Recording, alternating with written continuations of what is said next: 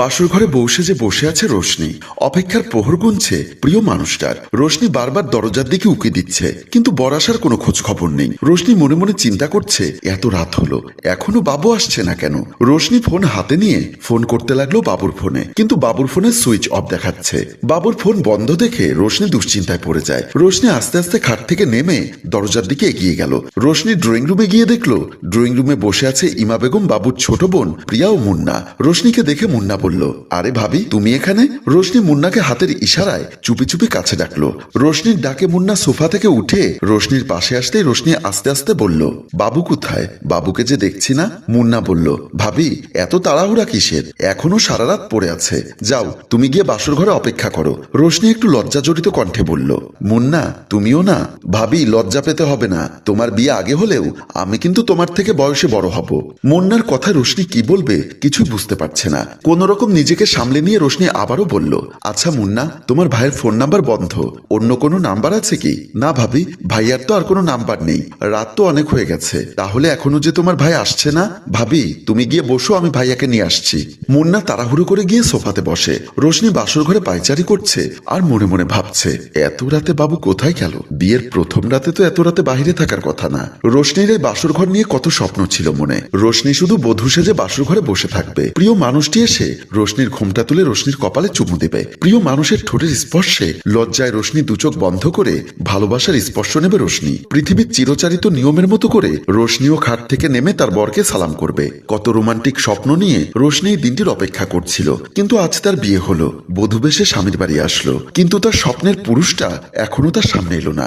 যতই সময় যাচ্ছে রোশনির মুখে চিন্তার ছাপ স্পষ্ট ভেসে উঠছে। এদিকে বাবুর ছোট বোন প্রিয়া বলল, আচ্ছা ছোট ভাইয়া, তুমি বরং দাদার বন্ধু সাইফুলকে ফোন দাও, আমার কেন জানি মনে হচ্ছে তারা দুজন একসাথে আছে। মুন্না বলল, হ্যাঁ তুই একদম ঠিক কথা বলেছিস, দাঁড়া আমি সাইফুল ভাইকে কল দিচ্ছি।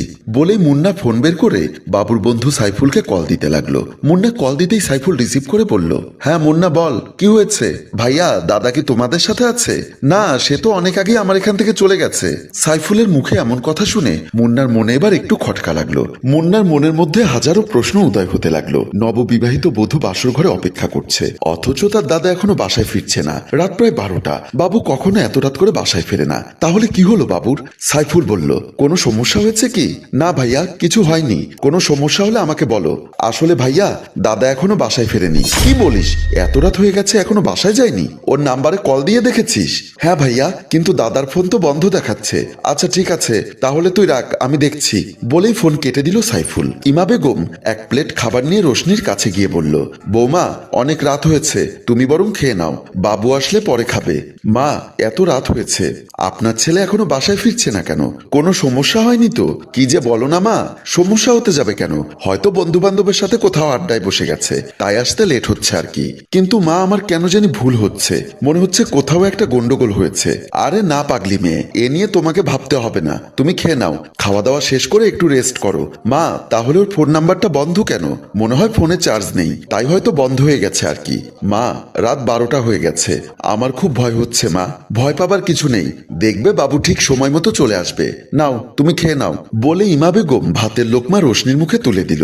রোশনি ইমা বেগমের জোড়াজুড়িতে বাধ্য হয়ে রাতের খাবার খেতে লাগলো। কলিং বেলের শব্দ শুনে দরজা খুলে দিল মুন্না। মুন্না দরজা খুলে দিতে রুমে প্রবেশ করলো সাইফুল। সাইফুল রুমে প্রবেশ করে মুন্নাকে বলল, বন্ধুর কোনো খোঁজ পেয়েছিস?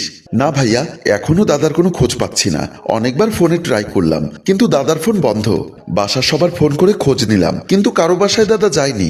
এদিকে এত রাত হয়ে গেছে, এখন খুব টেনশন হচ্ছে ভাইয়া। বিষয়টা আমিও প্রথমে স্বাভাবিক দেখেছিলাম, কিন্তু এত রাতে যখন ওর ফোন বন্ধ, তাহলে আমার মনে হয় ওর কোনো একটা প্রবলেম হয়েছে। এমন সময় প্রিয়া এসে বলল, সাইফুল ভাই তুমি এসেছো? দাদার কোনো খোঁজ পাওনি এখনো? না, আমি অনেক জায়গায় খোঁজ খবর করে দেখেছি, কোথাও বাবু যায়নি, তাই তো তাড়াহুড়ো করে তোদের বাসায় চলে আসলাম। সাইফুল বাবুর বেস্ট ফ্রেন্ড, বলতে গেলে বাবুদের ফ্যামিলির একজন সদস্য বলা যায়। সাইফুল পকেট থেকে ফোন বের করে আবারও ফোন করতে লাগলো, বিভিন্ন জায়গায় বাবুর খোঁজ করতে লাগলো। বন্ধু বান্ধব সবার কাছে ফোন করে বাবুর সন্ধান চাচ্ছে সাইফুল, কিন্তু কোথাও বাবুর কোনো হদিস পাওয়া যাচ্ছে না। এমন সময় মুন্না বলল, আচ্ছা ভাইয়া চল না, আমরা দুজন না হয় একটু বের হয়ে দেখি ভাইয়াকে কোথাও পাওয়া যায় কিনা। তোর কাছে কি শহরটা অনেক ছোট মনে হয়?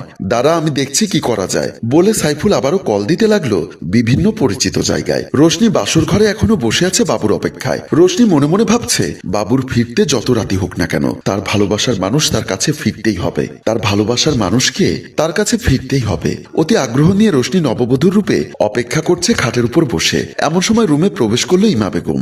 ইমা বেগমকে দেখে রোশনি খাট থেকে তাড়াহুড়ো করে নেমে বলল, মা, আপনার ছেলের কোনো খোঁজ খবর পাওয়া গেছে? না রে মা, এখনো তো বাবুর কোনো খবর নেই। বাবু তো কখনো এত রাত করে বাসায় ফেরে না। মা, তাহলে কি কোনো দুর্ঘটনা ঘটেছে নাকি? বলে রোশনি কান্না করতে লাগলো। ইমা বেগম রোশনিকে সান্ত্বনা দিতে দিতে বলল, বৌমা, তুমি এত দুশ্চিন্তা করো না তো। বাবু কোনো ছোট বাচ্চা না যে কোথাও হারিয়ে যাবে, তুমি বরং শুয়ে পড়ো। এমন সময় কলিং বেল বেজে উঠল। কলিং বেলের শব্দ শুনে রোশনি আর ইমা বেগম দৌড়ে দরজার দিকে ছুটে গেল। ইমা বেগম দরজা খুলে দিতে রুমে প্রবেশ করলো বাবু আর নববধূ সাজে সজ্জিত ইভা। বাবু আর ইভাকে এভাবে রুমে প্রবেশ করতে দেখে ইমা বেগম চমকে ওঠে। বাবু কিছু বলতে যাবে, ঠিক এমন সময় সাইফুল, মুন্না ও প্রিয়া সেখানে ছুটে আসে। বাবুর সাথে আরো একটি নববধূ দেখে সবাই চমকে ওঠে। ইমা বেগম খরখশ গলায় বলল, বাবু, তোর সাথে এই মেয়েটি কে? বাবু মাথা নিচু করে বলল, মা, ও তোমার পুত্রবধূ ইভা। বাবুর মুখে এমন কথা শুনে সবাই চমকে ওঠে। ইমা বেগম চিৎকার দিয়ে বলল, বাবু, কি বলছিস তুই এসব? তোর ঘরে একটা বউ রেখে আর একটা মেয়েকে এত রাতে বাসায় নিয়ে আসতে তোর একটুও লজ্জা করলো না? মা, আমি ইভাকে ভালোবাসি। তোমাদের অনেকবার বলেছিলাম যে আমাকে যদি বিয়ে করতে হয় তাহলে ইভাকেই করব, কিন্তু তুমি আমার কোনো কথাই শোনোনি। বাবুর মুখে এমন কথা শুনে রোশনির দুচোখ বেয়ে জল গড়িয়ে পড়তে লাগলো। রোশনি কখনো কল্পনাও করেনি তার সাথে এরকম একটা ঘটনা ঘটতে পারে। নিজের স্বামীকে ভালোবেসে একান্ত আপন করে পেতে চায় বলেই জীবনে কখনো কোনো রিলেশনে জড়ায়নি, অথচ আজ একটা নারীর জীবনের সবচেয়ে গুরুত্বপূর্ণ রাতে সে এসে জানতে পারলো তার স্বামী পছন্দ করে অন্য একটা মেয়েকে। মুন্না বলল, দাদা, তুমি যদি ইভাকে বিয়ে করবে তাহলে ভাবিকে কেন বিয়ে করলে? তুমি কেন ভাবির জীবনটা নষ্ট করে দিলে? ইমা বেগম বলল, দেখ বাবু, তুই যদি এই মেয়েকে নিয়ে সংসার করতে চাস তাহলে স্পষ্ট ভাষায় বলে দিচ্ছি, এই বাড়িতে তোর কোনো জায়গা নেই। তুই তোর মতো করে থাক, আমাদের কথা তোরা চিন্তা করতে হবে না। আমি খুশি হব তুই এই মুহূর্তে আমার চোখের সামনে থেকে চলে গেলে। ইমা বেগম এক নিঃশ্বাসে কথাগুলো বলে মুন্নার দিকে চেয়ে বলল, মুন্না, তুইও কি তোর দাদার মতো আমার কথার অবাধ্য হতে চাস? ইমা বেগমের মুখে এমন কথা শুনে মুন্না কোনো কথা না বলে মাথা নিচু করে দাঁড়িয়ে রইল। বাবু আর ইভা ইমা বেগমকে সালাম করে রুম থেকে বেরিয়ে গেল। রোশনির দুচোখ বেয়ে জল গড়িয়ে পড়ছে। ইমা বেগম মুন্নার দিকে চেয়ে বলল, মুন্না, বাবা আমার, এবারের ইজ্জত সম্মান এখন সবকিছুই তোর হাতে। তুই আমার মান ইজ্জতকে রক্ষা করতে পারিস।